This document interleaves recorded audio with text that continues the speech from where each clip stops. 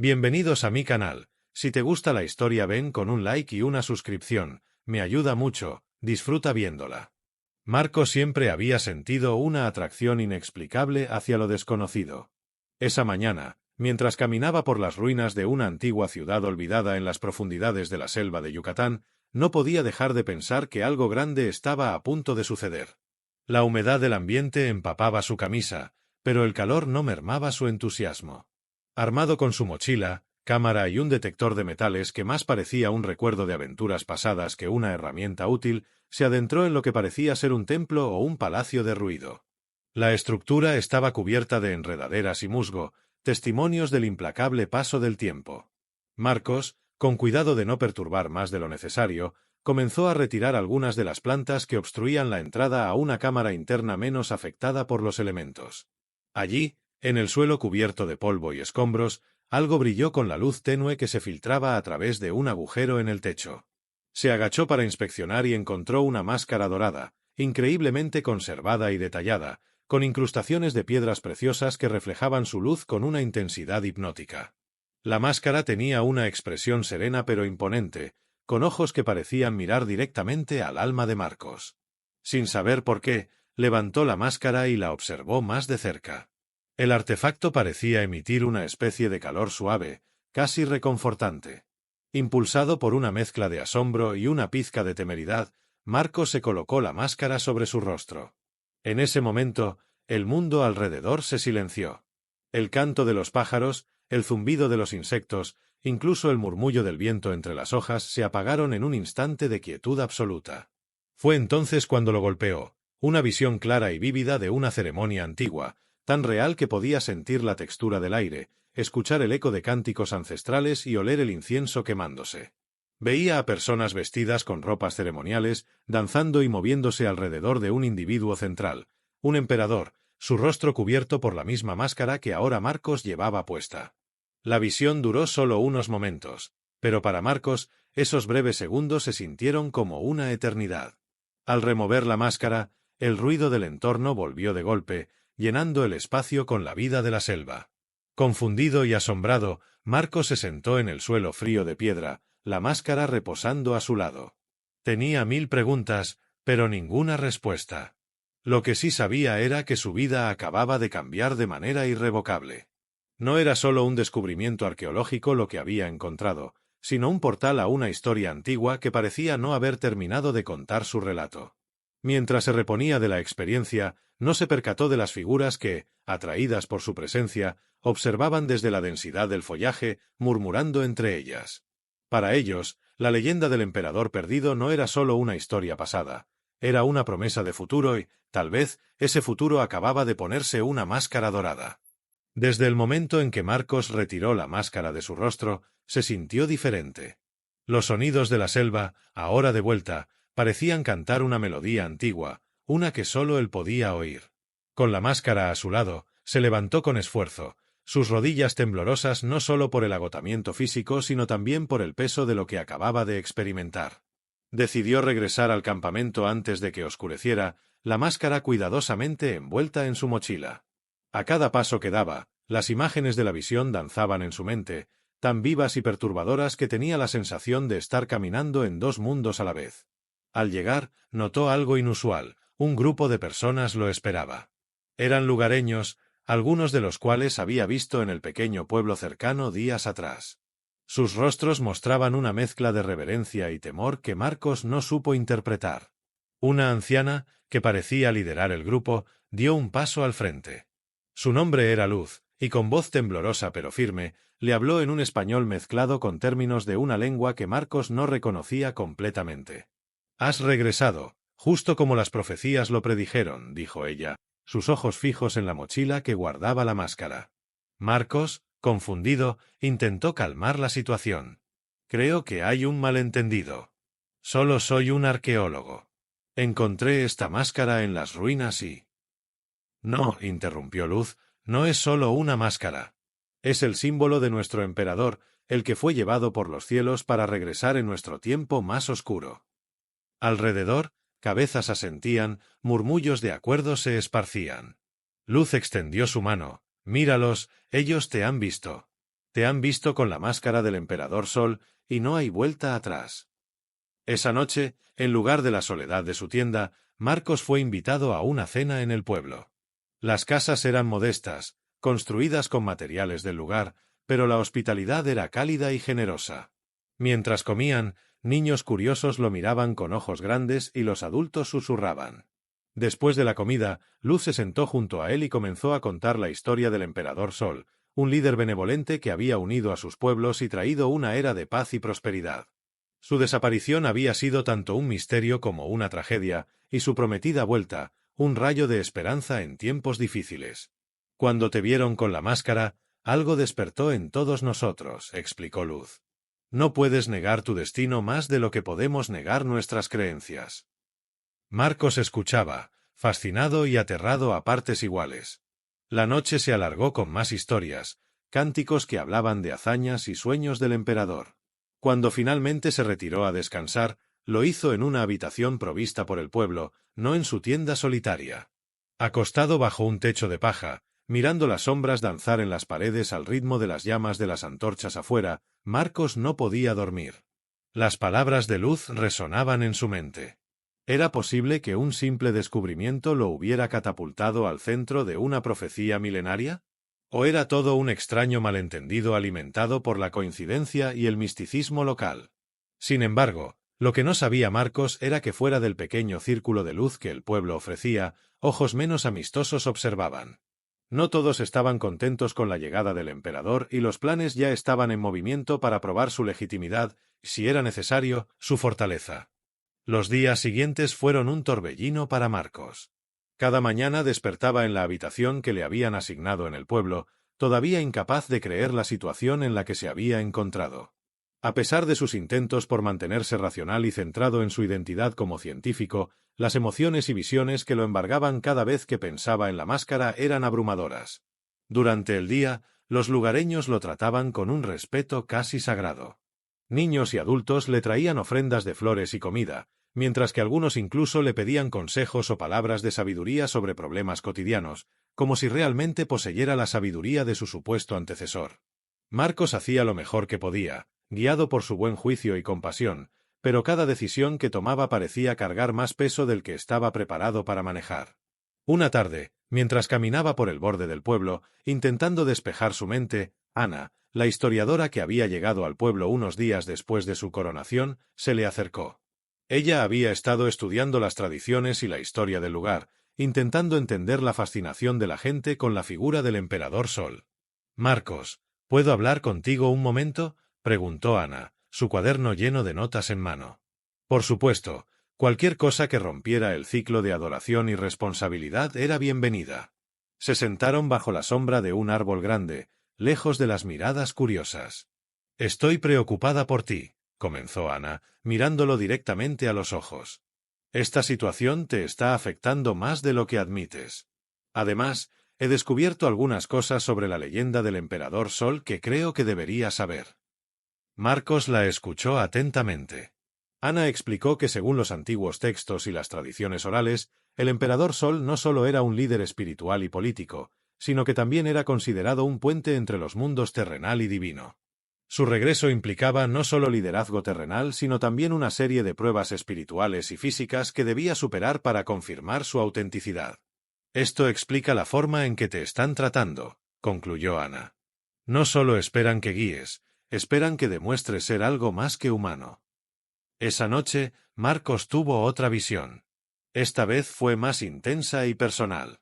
Vio al Emperador Sol en su juventud, enfrentando desafíos tanto políticos como de la naturaleza, liderando con una mezcla de benevolencia y firmeza. La visión culminó con una gran celebración, su aceptación no solo como líder sino como semidios. Despertó bañado en sudor, con el corazón latiendo con fuerza en su pecho. La línea entre su propia identidad y la del emperador se estaba desdibujando. ¿Era posible que algo de aquel hombre legendario viviera en él, o estaba su mente simplemente sucumbiendo a las presiones y expectativas de los demás? Al día siguiente, Marcos se encontró con más confianza, más decidido. Si iba a ser considerado su líder, entonces lo haría a su manera, basándose en los principios de justicia, equidad y conocimiento. Y si las pruebas de las que hablaba Ana eran reales, entonces se aseguraría de estar preparado. No solo para enfrentarlas, sino para usarlas como una manera de enseñar a los demás sobre la importancia de cuestionar y entender, no solo seguir ciegamente. Sin embargo, no todos estaban convencidos de su enfoque. Algunos en el pueblo empezaron a murmurar, inquietos por el cambio en su comportamiento. La dualidad de ser un líder y al mismo tiempo un hombre de ciencia comenzaba a crear tensiones que Marcos apenas empezaba a comprender.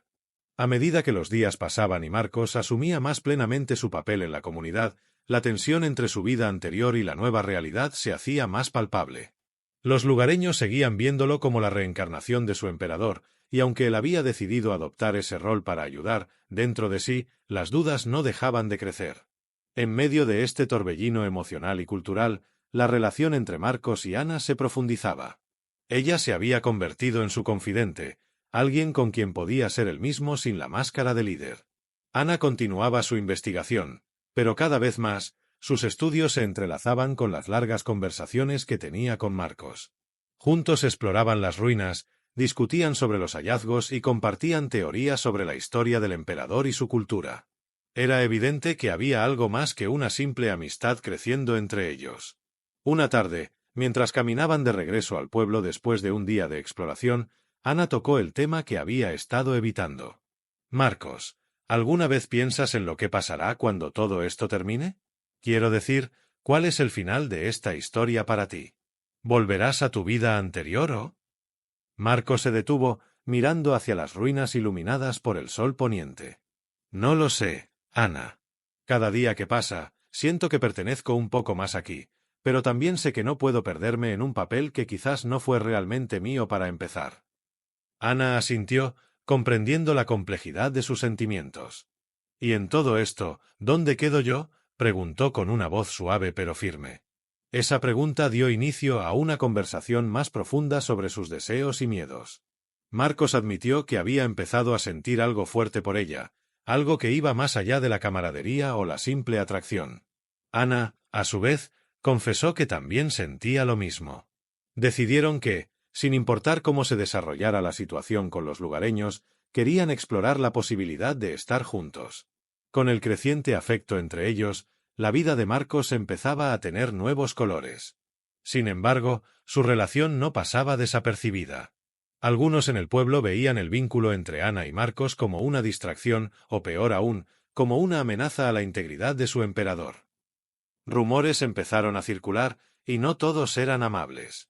Mientras tanto, el festival anual del pueblo se acercaba, un evento que celebraba la historia y las tradiciones de la comunidad, incluyendo el mito del emperador Sol.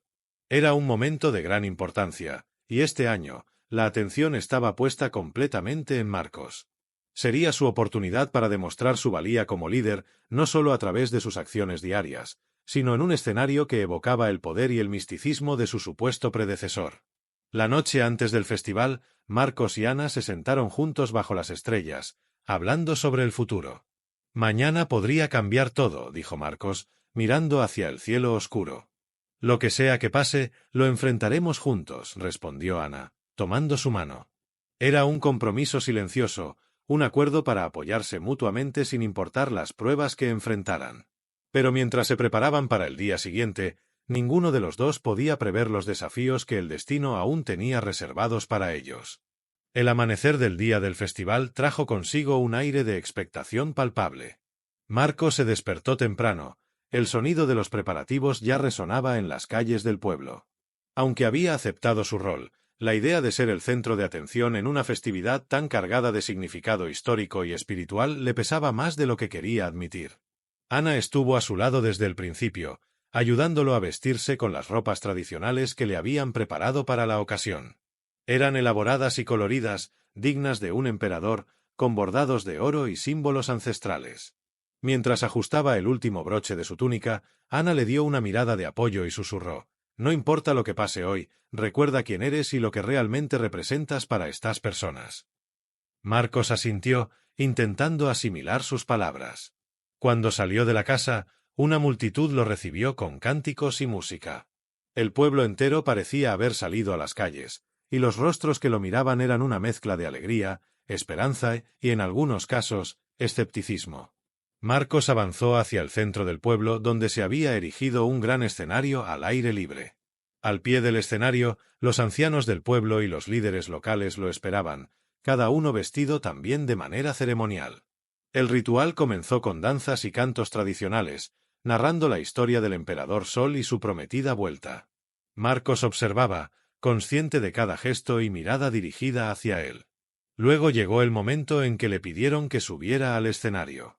Una vez allí, le entregaron un antiguo cetro, símbolo del poder y la autoridad del emperador.